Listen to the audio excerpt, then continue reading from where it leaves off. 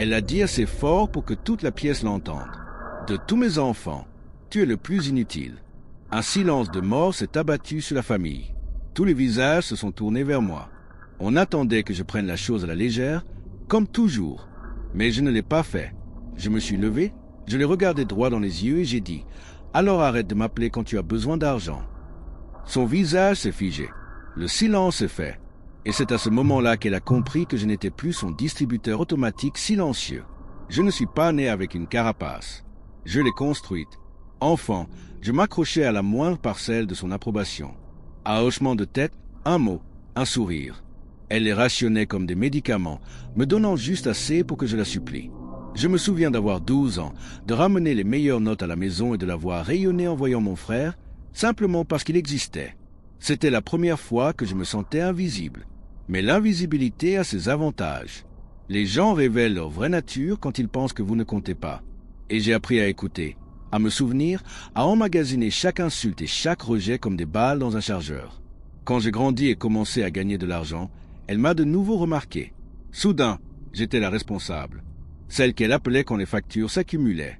Quand mon père piquait des colères, quand il fallait faire face à des urgences, ma valeur se mesurait en dépôt, pas en dévouement. Au début, parce que j'aspirais encore à son amour. Plus tard, parce que j'ai compris que l'argent achetait le silence, la liberté face à ses questions incessantes, à son jugement constant. Mais à chaque virement, le goût amer dans ma bouche s'intensifiait. La trahison n'était pas un événement isolé. C'était une habitude. À chaque visite, elle se vantait de mes frères et sœurs, ses enfants chéris, me réduisant à un simple filet de sécurité. Un jour, lors d'un dîner de famille, elle a dit aux autres, « S'ils n'envoyaient pas d'argent, ils ne serviraient à rien. » Ils ont ri. J'ai ravalé ma fierté. Je me suis excusé et je suis rentré chez moi en voiture, serrant le volant si fort que mes jointures blanchissaient. J'ai commencé à l'observer, à les observer tous. Le schéma était clair. Je n'étais pas de la famille. J'étais un rouage de la famille. Chaque fois que le téléphone sonnait et que sa voix s'adoucissait, je savais ce qui allait suivre. Une demande teintée de culpabilité. Juste un petit coup de main. Cette fois, ne le dis à personne. Ils n'ont pas besoin de le savoir. Ce n'était pas qu'une question d'argent.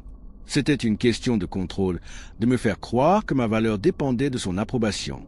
C'était ça, la vraie trahison. Alors, j'ai cessé de réagir. Je souriais quand elle se moquait de moi.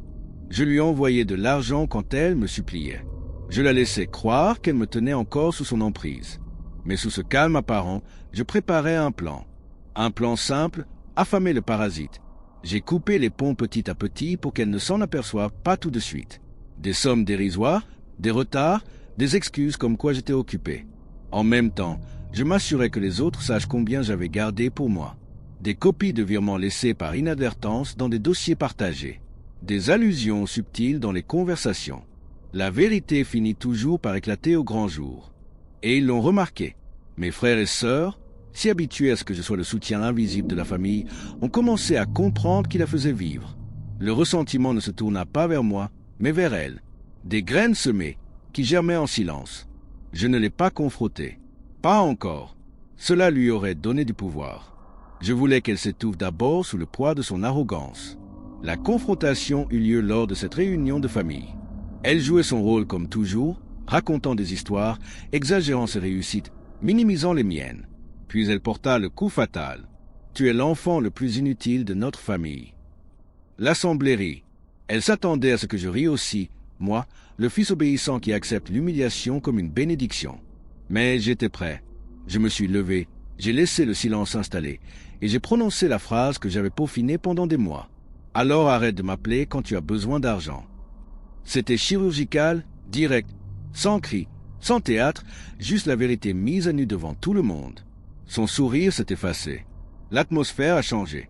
Je pouvais le voir sur leur visage, la prise de conscience, le réajustement. Elle n'était plus intouchable.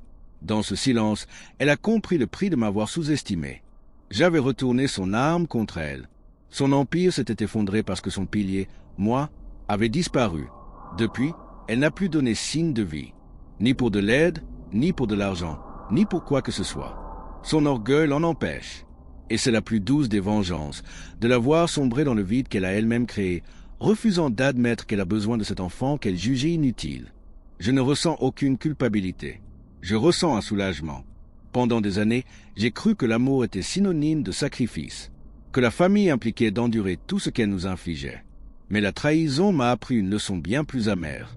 L'amour sans respect n'est que dépendance. Et la famille sans loyauté, ce ne sont que les liens du sang. Elle a bâti ce jeu. Je l'ai maîtrisé. Et quand le coup de grâce est arrivé, je n'ai pas élevé la voix. Je n'en avais pas besoin. Il me suffisait de dire la vérité. Et la vérité l'a détruite plus que n'importe quel mensonge.